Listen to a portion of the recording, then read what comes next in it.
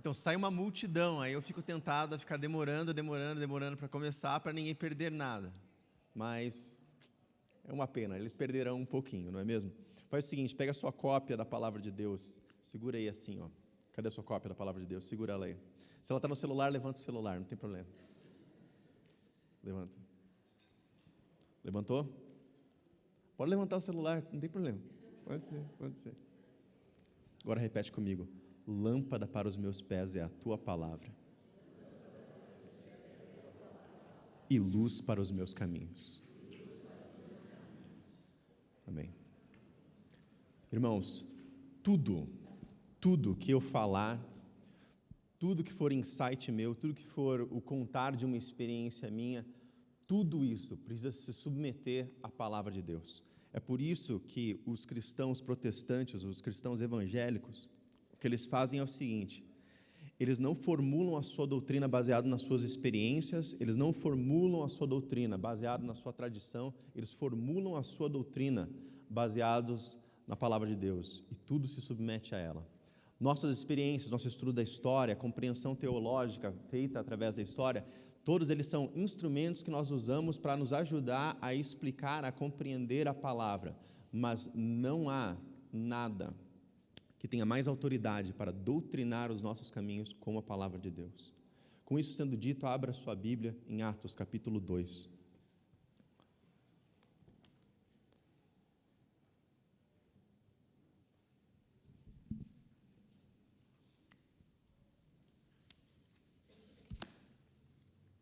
Irmãos, hoje é um dia especial na vida dos cristãos ao redor do mundo. É um dia muito especial porque nós celebramos o dia de Pentecostes. O dia de Pentecostes é marcante na história da igreja e precisa ser, como é que eu vou dizer? Celebrado ou considerado, pensado, vivido de modo consciente por nós cristãos. Para levar-nos à reflexão a respeito desse dia especial, eu proponho aos irmãos 3 perguntas. Não sou batista, aqui no Brasil eu não sou, né? Nos Estados Unidos eu sou membro da igreja batista lá, né? Mas eu não sou batista, mas eu tenho 3 pontos. Então eu tenho 3 questões aqui. Primeira delas, o que é o dia de Pentecostes? Anota lá, você que tem caneta, é rápido nela. O que é o dia de Pentecostes? Segunda questão que eu gostaria de responder. Como celebramos o Pentecostes? E a terceira questão, o que aconteceu no dia de Pentecostes? Primeira delas, então, o que é o dia de Pentecostes? Segunda, como celebramos o dia de Pentecostes? E terceiro, o que aconteceu no dia de Pentecostes?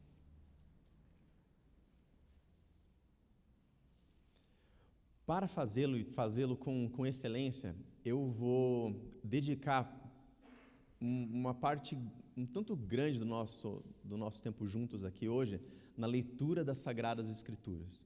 Isso é uma parte do que a Igreja de Jesus é desafiada a fazer, inclusive pelas próprias Escrituras. Nós somos convidados à leitura pública das Escrituras. Com o passar do tempo e a facilidade que a gente tem de ter as Escrituras na nossa mão, no celular ou numa cópia de papel, a gente foi dando menos importância para esse dever nosso, que é da leitura pública das Escrituras. E os trechos mais longos que eu vou ler vão ser trechos de sermões dos meus pregadores favoritos. O primeiro sermão que eu vou ler é do meu Supremo Senhor, Jesus Cristo. É um trecho do Sermão do Monte que nós vamos ler também. E o segundo deles é um resumo do sermão dado pelo apóstolo Pedro no dia de Pentecostes. Eu estou muito empolgado pelo que Deus vai falar aos nossos corações hoje. E, irmãos, não estou muito empolgado porque eu tenho habilidades, eu não as tenho. E tudo que eu tenho foi me dado por Deus. Não posso clamar nenhuma segurança naquilo que eu posso oferecer. Mas eu creio no poder do Espírito Santo. Dizia-se que o pregador Charles Spurgeon subia 16 degraus até o seu púlpito na igreja que ele pregava, e em cada um deles dava para ouvir-se ele orando baixinho: Eu creio no Espírito Santo. Eu creio no Espírito Santo. Eu creio no Espírito Santo. Irmãos, eu não tenho 16, mas eu tenho 4 degraus. E eu creio no Espírito Santo. Eu creio no Espírito Santo. Eu creio no Espírito Santo. Eu creio no Espírito Santo. Você crê no Espírito Santo? Aleluia. Então vamos ao que ele quer nos ensinar hoje. O que é o dia de Pentecostes?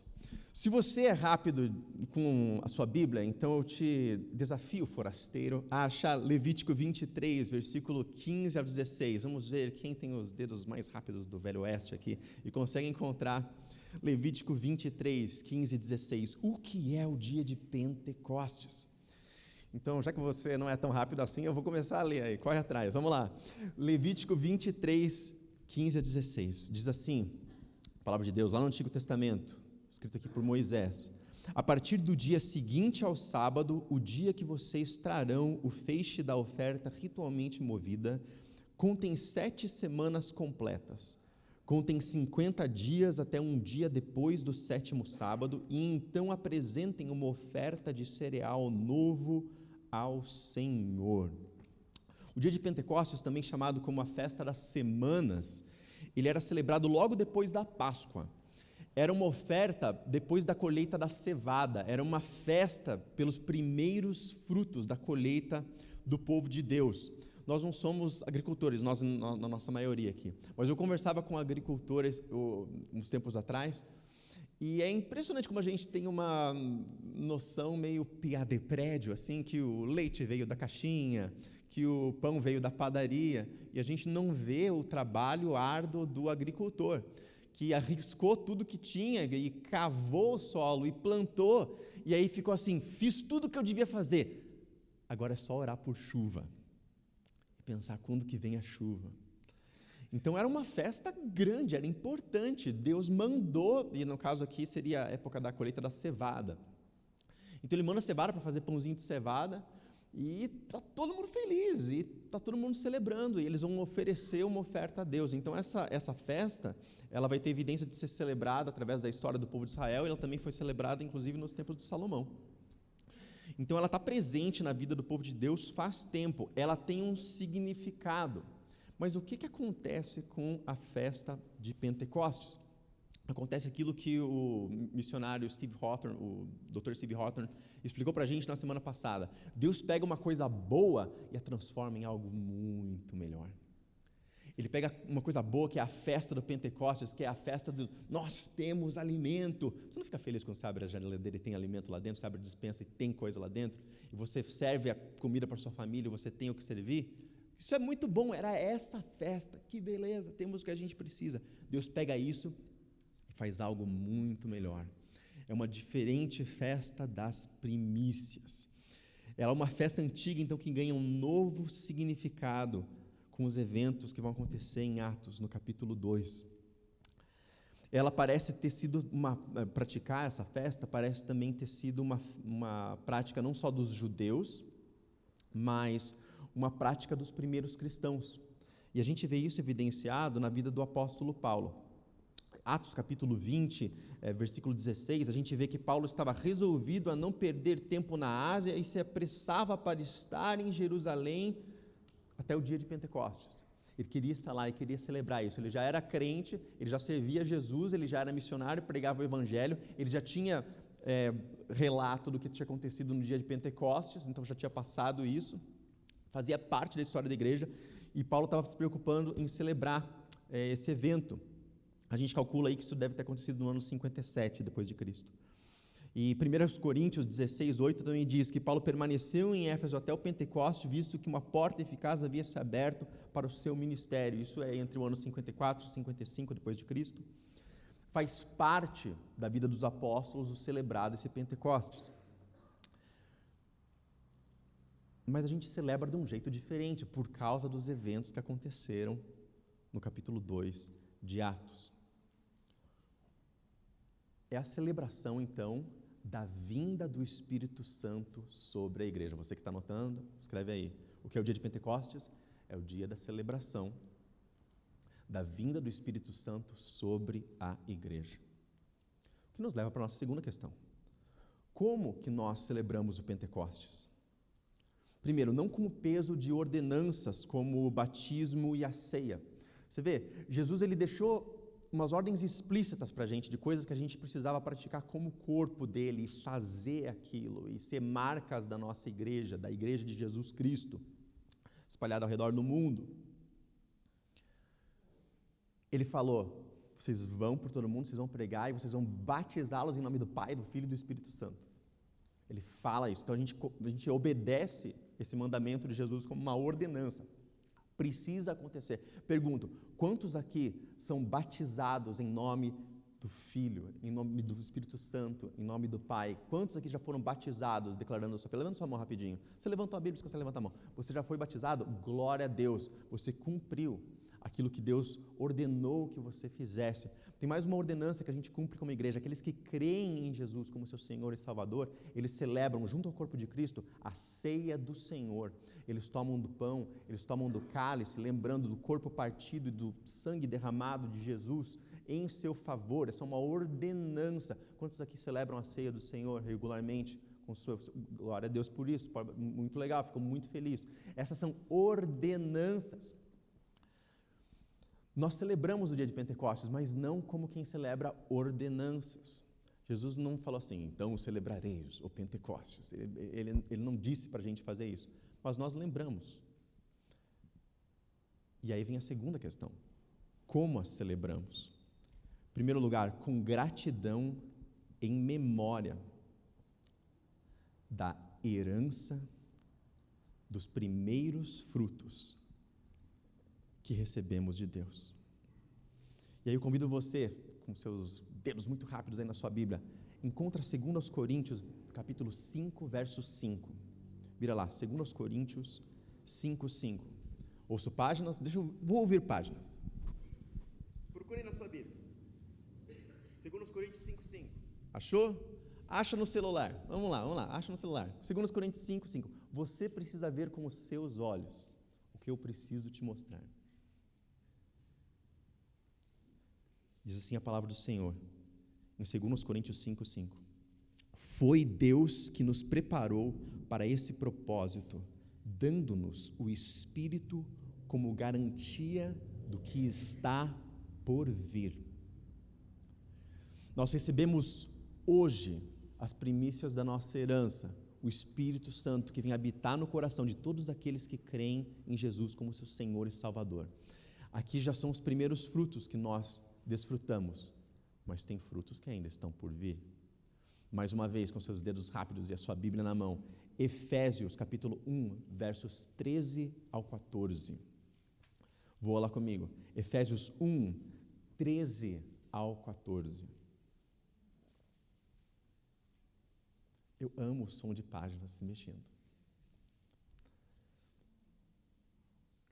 Diz assim a palavra do Senhor: quando vocês ouviram e creram na palavra da verdade, o evangelho que os salvou, vocês foram selados em Cristo com o Espírito Santo da promessa, que é a garantia da nossa herança até a redenção daqueles que pertencem a Deus, para o louvor da sua glória.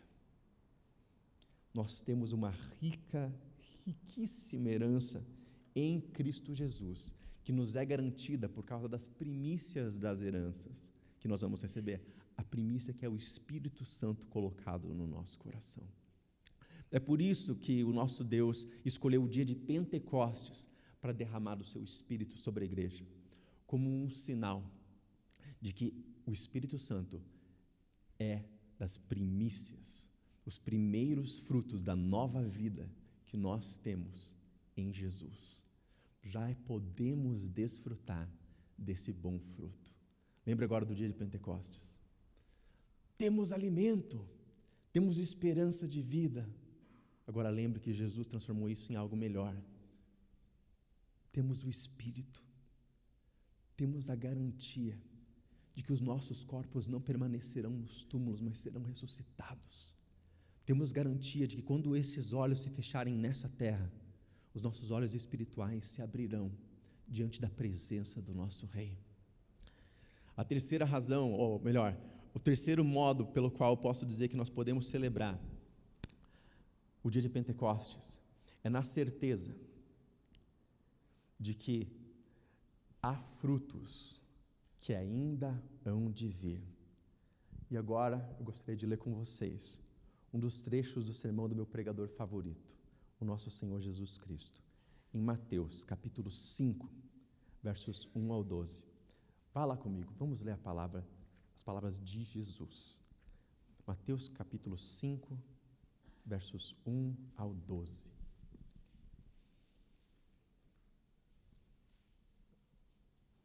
Eu espero.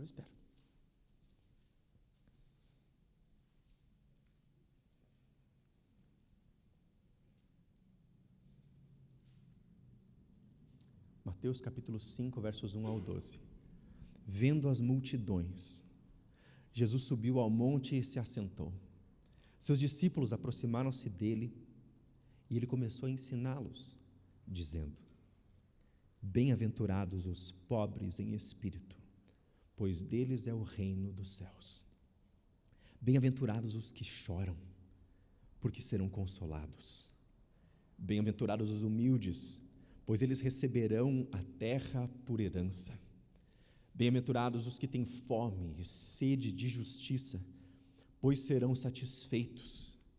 Bem-aventurados os misericordiosos, pois obterão misericórdia. Bem-aventurados os puros de coração, pois verão a Deus. Bem-aventurados os pacificadores, pois serão chamados filhos de Deus.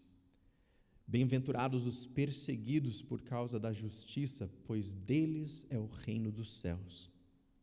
Bem-aventurados serão vocês quando por minha causa os insultarem, os perseguirem e levantarem todo tipo de calúnia contra vocês. Alegrem-se e regozijem-se, porque grande é a sua recompensa nos céus, pois da mesma forma perseguiram os profetas que viveram antes de vocês.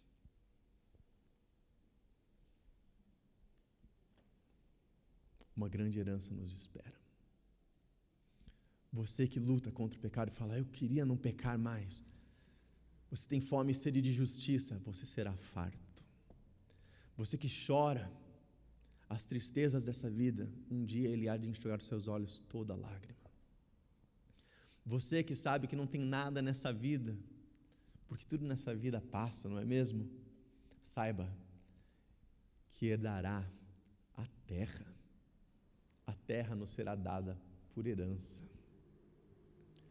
Há uma herança grande nos esperando, irmãos. E as primícias dessa herança já chegaram e nós já podemos desfrutar. O Espírito Santo mora em nós.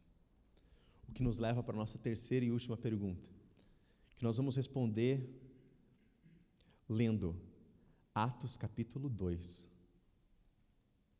começando no versículo 1. Na nossa leitura, nós vamos então atravessar o resumo do sermão de um dos meus pregadores favoritos, o apóstolo Pedro. Então, lá com a sua Bíblia aberta em Atos, capítulo 2, versículo 1.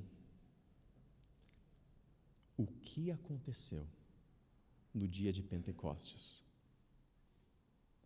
Assim diz a palavra do Senhor. Chegando o dia de Pentecostes, estavam todos reunidos num só lugar. De repente veio do céu um som como de um vento muito forte e encheu toda a casa na qual estavam assentados. E viram o que parecia línguas de fogo que se separaram e pousaram sobre cada um deles. Todos ficaram cheios do Espírito Santo e começaram a falar noutras línguas, conforme o Espírito os capacitava. Havia em Jerusalém judeus devotos a Deus, vindos de todas as nações do mundo. Ouvindo-se o som, ajuntou-se uma multidão que ficou perplexa, pois cada um os ouvia falar em sua própria língua. Atônitos e maravilhados, eles perguntavam: acaso não são galileus todos estes homens que estão falando? Então, como nós os ouvimos, cada um de nós, em nossa própria língua materna? Partos, medos e elamitas, habitantes da Mesopotâmia, Judéia e Capadócia, do Ponto e da província da Ásia, Frígia e Panfilha, Egito, das partes da Líbia, próximas a Cirene, Visitantes vindos de Roma, tanto judeus como convertidos ao judaísmo, cretenses e árabes, nós os ouvimos declarar as maravilhas de Deus em nossa própria língua. Atônitos e perplexos, todos perguntavam uns aos outros: o que significa isso? Alguns outros, todavia, zombavam e diziam: eles beberam vinho demais. Então Pedro levantou-se com os 11 e em alta voz dirigiu-se à multidão: homens da Judéia e todos os que vivem em Jerusalém, deixem-me explicar isto. Ouçam com atenção, estes homens não estão bêbados, como vocês supõem. Ainda são 9 horas da manhã. Ao contrário, isso é o que foi predito pelo profeta Joel. Nos últimos dias, diz Deus, derramarei do meu espírito sobre todos os povos. Os seus filhos e as suas filhas profetizarão. Os jovens terão visões, os velhos terão sonhos. Sobre os meus servos e as minhas servas derramarei do meu espírito naqueles dias e eles profetizarão. Mostrarei maravilhas em cima no céu e sinais embaixo da terra, sangue, fogo e nuvens de fumaça.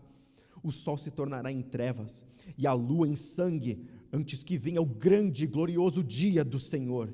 E todo aquele que invocar o nome do Senhor será salvo. Israelitas, ouçam essas palavras. Jesus de Nazaré foi aprovado por Deus diante de vocês, por meio de milagres, maravilhas e sinais que Deus fez entre vocês, por intermédio dele, como vocês mesmos sabem. Esse homem foi entregue por propósito determinado e pré-conhecimento de Deus, e vocês, com a ajuda de homens perversos, o mataram, pregando-o na cruz. Mas Deus o ressuscitou dentre os mortos, rompendo os laços da morte, porque era impossível que a morte o retivesse. A respeito disse Davi a respeito dele: eu sempre via o Senhor diante de mim, porque ele está à minha direita, não serei abalado. Por isso o meu coração está alegre e a minha língua exulta. O meu corpo também repousará em esperança, porque tu não me abandonarás no sepulcro, nem permitirás que o teu santo sofra decomposição. Tu me fizeste conhecer os caminhos da vida e me encherás de alegria na tua presença. Irmãos, posso dizer com franqueza que o patriarca Davi morreu e foi sepultado, e o seu túmulo está entre nós até o dia de hoje, mas ele era profeta, e sabia que Deus lhe prometera sob juramento, que poria um dos seus descendentes no trono.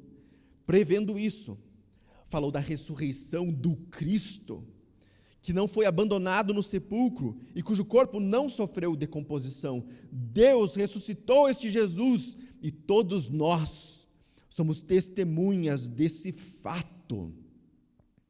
Exaltado à direita de Deus, ele recebeu do Pai o Espírito Santo prometido, e derramou o que vocês agora veem e ouvem. Pois Davi não subiu aos céus, mas ele mesmo declarou: o Senhor disse ao meu Senhor: senta-te à minha direita, até que eu ponha os teus inimigos como estrado para os teus pés. Portanto, que todo Israel fique certo disto: este Jesus, a quem vocês crucificaram, Deus o fez Senhor e Cristo. Quando ouviram isso, ficaram aflitos em seu coração e perguntaram a Pedro e aos outros apóstolos: irmãos, que faremos? Pedro respondeu: arrependam-se, e cada um de vocês seja batizado em nome de Jesus Cristo para perdão dos seus pecados, e receberão o dom do Espírito Santo, pois a promessa é para vocês, para os seus filhos e para todos os que estão longe, para todos quantos o Senhor nosso Deus chamar. Com muitas outras palavras os advertia e insistia com eles: salvem-se dessa geração corrompida. Os que aceitaram a mensagem foram batizados, e naquele dia houve um acréscimo de 3.000 pessoas. Eles se dedicavam ao ensino dos apóstolos e à comunhão, a partir do pão e as orações. Todos estavam cheios de temor. E muitas maravilhas e sinais eram feitos pelos apóstolos. Os que criam mantinham-se unidos e tinham tudo em comum. Vendendo suas propriedades e bens, distribuíam a cada um conforme a sua necessidade. Todos os dias continuavam a reunir-se no pátio do templo. Partiam o pão em casa e juntos participavam das refeições, com alegria e sinceridade de coração, louvando a Deus e tendo a simpatia de todo o povo. E o Senhor lhes acrescentava diariamente os que iam sendo salvos. Essa é a palavra do Senhor. Oremos. Deus amado, ilumina a Tua palavra nesta manhã para nós. Vamos observar algumas coisas nesse texto, Senhor. Sem a ajuda do Espírito Santo, não vamos conseguir fazê-lo com precisão. O Senhor me conhece, sabes das minhas limitações. Unge os meus lábios, toca o meu coração. Fala ao coração dos meus irmãos aqui, Senhor. Sopra com poder. Te pedimos no nome santo de Jesus. Amém, Senhor. O que aconteceu nesses dias, irmãos? Deixa eu me falar. Primeiro lugar, o que aconteceu? Os discípulos creram e obedeceram a palavra de Jesus. Vira uma página na sua Bíblia. Veja o capítulo 1, versículo 4 e versículo 5. Certa ocasião, enquanto comia com eles, deu-lhes esta ordem. É Jesus falando com os discípulos. Certa ocasião, enquanto comia com eles, deu-lhes esta ordem: não saiam de Jerusalém, mas esperem pela promessa de meu Pai, da qual falei a vocês. Pois João batizou com água, mas dentro de poucos dias vocês serão batizados com o Espírito Santo. A primeira coisa que aconteceu nesse dia foi que tinha um bando de discípulos, todo mundo junto, tinha perto de 120 pessoas lá. O pessoal da recepção, não sei se vocês contaram o pessoal hoje, mas a gente tem aqui no culto da manhã, fica entre 120 e 160 pessoas frequentam o culto da manhã. Então imagina que é um povo tipo isso aqui. E eles estavam todos assentados. E isso nos leva para uma outra coisa interessante que aconteceu. Todos eles foram surpreendidos pela vinda do Espírito Santo. Eles não estavam lá por horas se chicoteando como os profetas de Baal, reclamando: manda fogo, Baal, manda fogo, Baal. Não era assim. Eles foram surpreendidos. Veio do nada um som alto do céu, mais alto que a microfonia, Mateus, mais alto que a microfonia.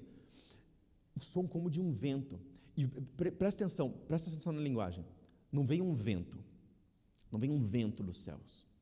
O que o texto diz? Veio um som alto como de um vento impetuoso. Presta atenção nesses detalhes. O Espírito chega e é BUM!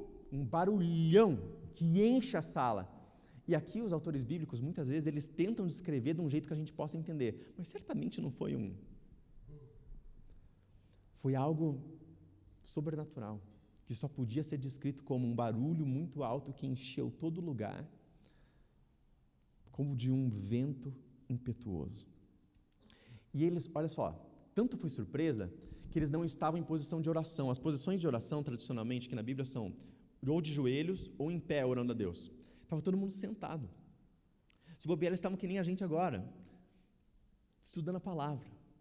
Estavam todos reunidos, juntos, sentados. E veio de surpresa. Eles não precisaram apertar alguns botões espirituais para fazer com que o feitiço chegasse. Não. Porque Deus não é manipulável assim.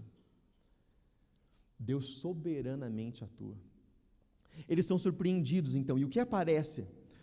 Note que o texto fala: e viram o que parecia línguas de fogo, tipo labaredas de fogo. Mas eram labaredas de fogo? Não. Parecia com labaredas de fogo. E eles viram aquilo tudo, e isso se dividiu. E foi uma para cada uma daquelas pessoas. E estava por cima deles. E eles conseguiam ver alguma coisa a respeito disso. Eu lembro uma vez, eu ouvi um estudioso da palavra lá que conviveu com a gente na época que meus pais estavam estudando no Trinity, Illinois, e eu lembro que ele descreveu uma experiência no qual ele estava orando numa montanha com irmãos e irmãs da igreja, E ele falou que realmente foi impressionante e disse que eles viam o cabelo das irmãs brilhava, assim, como fogo, assim, uma luminescência, assim, aparecia. Assim. E, de novo, lembra o que a gente falou no começo do culto. Lâmpada para os meus pés é a tua palavra e luz para os meus caminhos. A gente sempre submete as nossas experiências à autoridade da Bíblia e fundamenta o que a gente crê no que a Bíblia diz. O fenômeno aconteceu. Foi algo sobrenatural. Então, tentar ler isso de uma maneira natural seria um crime com o texto. Foi algo sobrenatural que aconteceu. As pessoas conseguiam enxergar o que parecia ser chamas de fogo vindo sobre as pessoas, sobre a cabeça das pessoas. E a palavra línguas, é interessante ele usar essa palavra línguas para labaredas, porque na sequência ele já vai falar que todos ficam cheios do Espírito Santo, e isso é algo que eu e você devemos buscar sempre, estar cheio do Espírito Santo, isso é, todas as áreas da nossa vida tomadas por Ele. A gente que prega a palavra, a gente sabe quando a gente está pregando e a gente sente que parece assim que... parece, de verdade, às vezes parece assim que... Parece que Jesus está aqui assim com você, abraçado com você, e fala assim, só fala, filho, fala que eu vou fazer o estrago nesses corações aqui, vai embora. E a gente sente esses momentos assim. Ele coloca palavras na nossa boca. Né? Lembro que uma vez um amigo meu contava que ele estava pensando assim, puxa vida, tem um tio meu que ele passa por essas situações terríveis. Assim, ele falou do que, na descrição para mim, era um homem endemoniado. E ele, cético, assim, ele não soube explicar aquele fenômeno. Né? Ele falava da força sobre-humana que o tio dele tinha. Ele falou que o tio dele chegou a pegar e tirar do chão um sofá no qual tinha a pessoa sentada no sofá. E ele levantou e jogou o sofá com a pessoa em cima. Eu sei que naquele momento eu senti assim, uma ousadia que não vinha de mim, e falei assim, você sabe que se eu orar em nome de Jesus pelo seu tio, o demônio que o toma jamais voltará para a vida dele? E ele me olhou com os olhos esbugalhados e falou assim, eu creio. Você ficou com medo de mim. Eu creio. Há momentos nos quais a gente sente realmente que a gente está sendo assim... movido pelo Espírito Santo, tomado por Ele, mas não sem controle, não sem estar em estado de transe. Você vê, as pessoas que são cheias do Espírito nunca estão, na Bíblia, elas nunca estão em estado de transe, que você precisa acordar ela, como no hinduísmo, né? As pessoas entram no estado de transe. O livro A Morte de um Guru descreve a história de um homem que por anos permanece calado, sem se mexer, e um dia alguém corta um pedaço do cabelo dele, alguma coisa assim, e o homem cai morto, né? As coisas loucas dessas. O Espírito Santo não é assim, ele não toma controle da nossa vida de um jeito que o nosso espírito não está sujeito a nós. A Bíblia é muito clara, fala assim, o espírito dos profetas está sujeito aos profetas. Então a gente nunca vai entrar num transe de descontrole desse jeito. Não se é o Espírito de Deus atuando em nós. Eles ficam cheios do Espírito Santo e eles começam a falar noutras línguas. Agora eu estou falando do que aconteceu neste dia, tá bom? Então, segue comigo aqui, ó. Não quero perder você, fica comigo. O que aconteceu nesse dia foi que eles falaram em outras línguas, mas que línguas eram essas? Eram línguas humanas nesse dia. Porque a gente vai ver que o versículo 8 diz assim, então, como os ouvimos cada um de nós em nossa própria língua materna? Então, olha só, esses aqui são judeus que não conhecem Jesus como Senhor e Salvador das suas vidas. Então, eles ainda não têm a atuação do Espírito Santo morando no coração deles como eu e você temos, você que já entregou sua vida para Jesus. Eles não têm isso. E esses caras, eles veem aquilo e eles ouvem aquele barulho, pode ter sido que eles ouviram o barulho do Espírito Santo enchendo aquele lugar, pode ser aquele barulho, ou que eles ouviram o barulho dos caras falando alto em várias línguas. A gente não sabe, o texto não é tão específico assim. Mas eles se aproximam do que está acontecendo, e aí quando eles ouvem aquele blá blá blá, é assim, é a língua que eles estão falando. É a minha língua. Porque eles são judeus que foram morar em outros lugares, e agora tem a língua do seu coração como a do outro lugar. Quem aqui é filho de imigrante, ou neto de imigrante? Vem para o Brasil. Eu tenho cidadania italiana. Então, ó, a minha nona, eu ficava provocando minha nona, falava assim, eu sou italiano, muchacho. Minha nona queria me bater, que eu sou italiano. Que... Mas você sabe quando você ouve a tua língua. Quando você está, assim, não sei se você já foi assim, num ponto turístico, no exterior, assim, Você está andando assim, todo mundo está lá, blá, blá, blá, blá, blá, blá, blá, blá, blá, de repente, aí o Corinthians fez o gol no tricolor. Aí você, brasileiro, brasileiro. Lógico que isso não aconteceu. Como que o Corinthians vai fazer gol no tricolor? Nunca. Mas você ouve a tua língua e você, é minha língua. Então eram línguas inteligíveis, compreensíveis. Não era blá blá blá e nem blá, blá, blá, blá. Não era uma coisa assim. Então agora eu quero fazer uma ressalva. Cuidado ao jogar os fenômenos, por exemplo, de alguém falando em línguas, porque você fala assim, isso aí não é língua. E de fato, eu concordo com você, eu já vi muita fraude. Irmãos, eu já vi muita fraude. Muita. Mas eu já vi uns negócios muito loucos também. Que assim, se é real, era tipo aquilo ali que estava acontecendo, tá ligado? Mas deixa eu fazer a seguinte ressalva. Primeira ressalva que eu faço. Foi feito um estudo sobre as línguas que são faladas em igrejas nas quais as línguas são usadas durante os cultos. E aí eles fizeram um levantamento de que seria uma linguagem de um número de vocábulos tão limitado que não faz sentido, assim. Então, a língua dos anjos, a suposta língua dos anjos, então seria uma língua que tem meia dúzia de palavras, que tem 25 palavras, não faz sentido, assim, é um negócio assim, chega a ser, assim, tolo. Mas eu quero reconhecer, em primeiro lugar, que esse argumento pode ter seu valor, e a gente precisa levá-lo em consideração. Mas eu pergunto para você, quantas palavras você precisa para fazer o que esses discípulos estavam fazendo? Anunciar as grandezas de Deus. Vou te dar um exemplo. Se a gente pegasse inteligência artificial e a gente juntasse todas as músicas que a gente canta no louvor das igrejas e falasse assim, qual que é o vocabulário dos cristãos? O nosso vocabulário ia ser um tanto limitado. Para adorar a Deus, você não precisa de tantas palavras diferentes assim.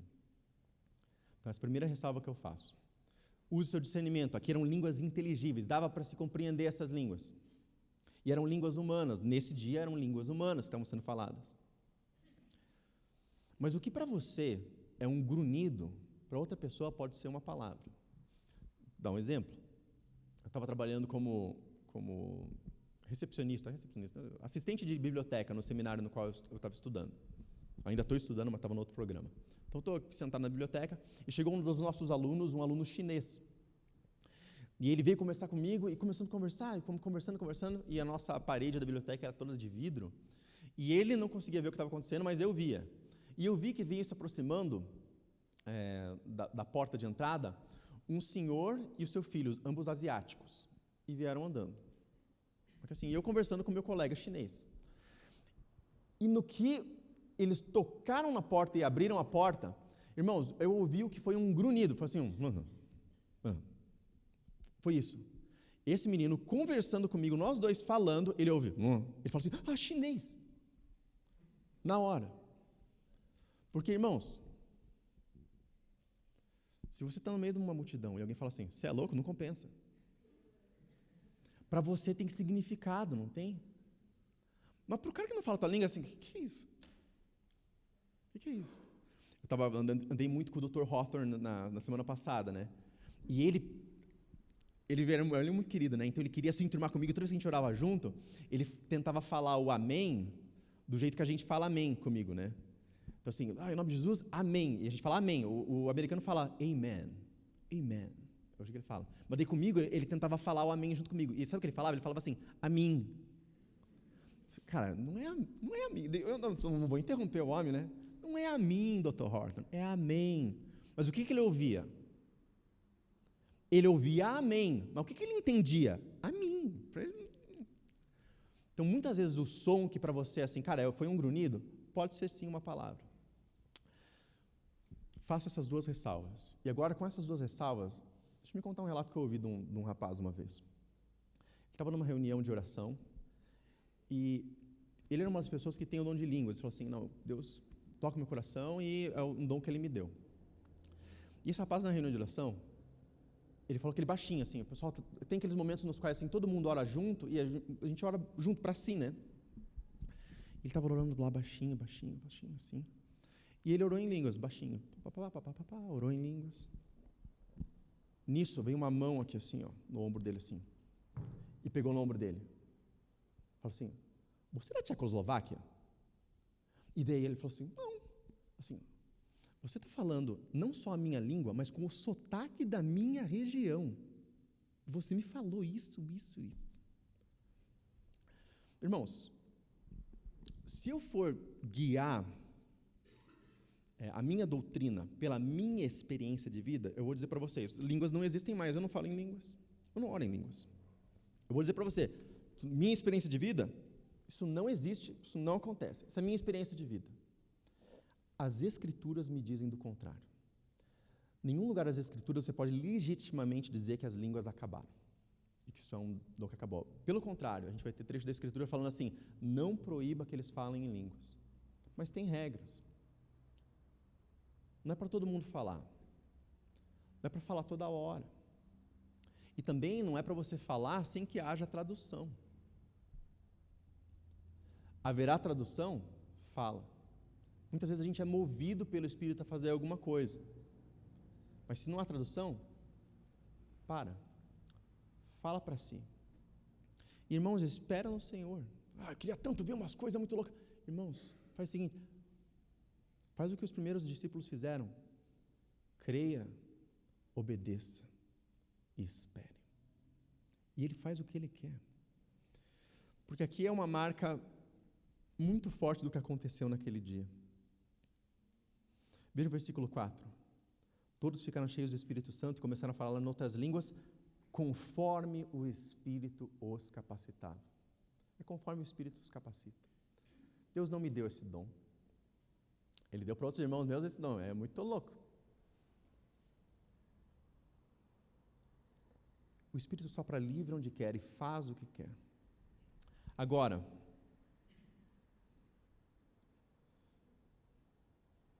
o fato dele ter feito assim nesse dia, significa que ele precisa fazer assim na vida de todos nós? Não, irmãos. O livro de Atos é um livro histórico, ele relata o que aconteceu, e portanto ele relata o que Deus pode fazer, mas ele não precisa fazer. Ele só faz o que ele quer, na hora que ele quer, como ele quer, com quem ele quer. Mais do que qualquer expressão de alegria, pelo dom específico que Deus pode dar para nós, deve estar no nosso coração a alegria de saber que o Deus verdadeiro habita em nós. A companhia dele é real, a presença dele na nossa vida é real. Confiança no que ele pode fazer só é legítima se a nossa confiança se baseia numa devoção a ele, numa busca que está centrada na pessoa dele e não simplesmente nos dons que ele pode nos dar. E não se engane, olha o que também aconteceu naquele dia. Enquanto uns ficaram assim, eu estou curioso, eu quero saber mais, o que significa isso? Outros, veja o versículo 13. O versículo 13 diz, alguns outros, todavia, zombavam e diziam, eles beberam vinho demais. Irmãos, não adianta. Você fica pensando, mas se acontecer tal coisa, eles vão crer. Não, irmãos. Se o Espírito não tirar a venda dos olhos, não tirar as escamas, eles não vão crer. Irmãos, eu contei para vocês da cura do meu endotélio aqui, do olho esquerdo. Maravilhoso. As células que não se regeneraram. E eu lá só com pinguinho de corticoide, não sei o quê, e colírio não faz essas coisas. A médica olhou assim, você pode se considerar um milagre, porque isso aqui não acontece. Um outro médico falou assim, eu nunca vi isso na história da medicina, um negócio desse. Glória a Deus. Uau, milagroso. Umas semanas depois, eu tinha marcado com um outro médico. E eu pensei assim, não vou desmarcar com ele, porque o cara também é especialista. 2, eu vou ter a chance de testemunhar do que Deus fez na minha vida, eu vou lá. Cheguei lá, o cara não quis olhar meus exames, negou o diagnóstico de 4 outros médicos que viram ou meus exames ou me examinaram. Falou assim, não, isso aí está tudo errado. Só teve uma infecçãozinha e o que te curou foi o corticoide. Aí eu ouvi aquilo assim, Deus, o Senhor sabe todas as coisas e pode ser que o Senhor está certo e o Senhor usou o corticoide para curar o meu olho. Amém. Glória a Deus por isso. E o corticoide eu estou tirando ainda, né? Tipo, gradualmente. Tentamos tirar ele bem rápido, aí começou a me irritar o olho, começamos a reduzir um pouco mais devagar. Voltei para a minha médica. E aí ela me atendeu, olhou assim, ó, estamos indo bem, tudo. Aí ela, indignada, e até onde eu sei, ela não é cristã. E minha médica assim, mas Daniel, vou falar uma coisa para você. Aquilo que o outro médico falou, eu também creio na ciência. Eu acredito no que a ciência pode fazer. Mas o que aconteceu com você, colírio não faz. Eu acredito no poder da oração. Eu falei, amém. Eu também. Mas na oração, não só no poder da oração, no Deus para quem eu oro. Ele é o objeto da minha oração. Naquele dia, o apóstolo Pedro, ele prega poderosamente. E ele revela que se você se arrepender dos seus pecados, entregar sua vida por Jesus Cristo, que morreu na cruz no seu lugar, se você clamar pelo seu nome, você será salvo. E o Espírito Santo virá até você, e você receberá o Espírito Santo. Ele deixa isso claro. No momento da nossa conversão, nós recebemos o Espírito Santo, conforme nós vimos em Efésios 1, 13 ao 14. É assim que a gente recebe o Espírito Santo, crendo em Jesus. E eu quero que você note uma coisa, o apóstolo Pedro não terminou de pregar e aí teve que fazer um apelo, e agora nós vamos tocar uma música. Aí veio o cara do piano lá, fala Pedrão. Aí ficou tocando, tá, não vem ninguém, toca mais 5 minutos, toca aquela outra, agora toca... Não teve nada disso. O apóstolo Pedro não precisou fazer apelo. Os caras na hora falaram assim, o que eu faço? E olha só, e eles não perguntaram assim, simplesmente interrompendo o pregador. Eles perguntaram para os outros apóstolos assim, o que eu faço? É verdade. E agora, o que eu faço? Arrependa-se do seu pecado. Entregue-se a Jesus, seja batizado. Você receberá o Espírito Santo. Essa é a marca de que somos salvos, a presença do Espírito na nossa vida. Ele se manifesta com dons diferentes na vida de várias pessoas. No livro de Atos, nós vemos que ele se manifesta primeiro aos de origem judaica e traz esse dom de língua sobre eles, depois para outros povos, e ele traz, e o texto vai dizer assim, da mesma forma como nos alcançou, alcançou eles. Então, a mesma coisa que aconteceu aqui, aconteceu com outros povos também. E assim a gente tem a marca do início, da história da igreja. Não é um evento que vai se repetir em todo e qualquer lugar, tanto é que a evidência das Escrituras é que isso muda. Nem todos falam em línguas, enfim, e a gente não vê em nenhum lugar o apóstolo falando assim, busquem o batismo no Espírito Santo. Isso é uma invenção dos nossos tempos. Não é uma doutrina bíblica, é uma invenção dos nossos tempos. A gente busca a Deus e busca ser cheio do Espírito. Ele se manifesta livremente como Ele quer. Então, 3.000 pessoas vêm à fé. Mas eles não vêm porque Pedro é muito persuasivo e prega muito bem. Veja o finalzinho do nosso texto, versículo 47. Porque eles estavam juntos e louvando a Deus. Versículo 47. Louvando a Deus e tendo a simpatia de todo o povo. E o Senhor lhes acrescentava diariamente os que iam sendo salvos. Irmãos, você não chegou na igreja porque você correu atrás. Chegou à igreja, chegou à fé em Jesus Cristo, porque Ele te chamou e Ele te trouxe a fé. Você está aqui porque Jesus te chamou pelo nome. Nilvão, Jesus te chamou pelo nome. É por isso que você está aqui. Doutor Iona, o senhor está aqui porque Jesus te chamou pelo nome. Pastor Juba, aquela noite que o senhor viu aquele versículo na parede ali, Jesus te chamou pelo nome. Ô Henrique, Jesus te chamou pelo nome. Da época que você tocava com o teu amigo guitarrista lá, o Jean, Jesus te chamou pelo nome. E assim como o exército de estrelas no céu, que Deus chama pelo nome, e nenhuma falta, nenhum dos filhos de Deus vai faltar. A minha pergunta é, será que Ele chamou algum dos seus filhos à vida, aqui nesse lugar hoje? Eu espero que sim. Mas sabe uma coisa? Não preciso fazer apelo. O Espírito Santo vai tratar no seu coração. O que você precisa fazer? Arrependa-se dos seus pecados. Clame por Jesus e será salvo. Baixe sua cabeça, feche seus olhos, vamos orar. Deus amado, nós nos entregamos a Ti neste momento solene, de celebração, do dia em que o Espírito Santo veio sobre a igreja pela primeira vez. Pai amado, não há necessidade desse evento se repetir, mas nós que cremos na veracidade da Bíblia, sabemos que o Senhor pode fazer as mesmas coisas, de acordo com tua livre vontade. Deus amado, não deixe que a nossa falta de santidade, nossa desobediência, nossa teimosia seja obstáculo para a plena ação do Teu Espírito nas nossas vidas. Não deixe que a inveja ou a preocupação por não termos dons que outras pessoas têm nos façam pensar que nós somos cristãos de segunda categoria.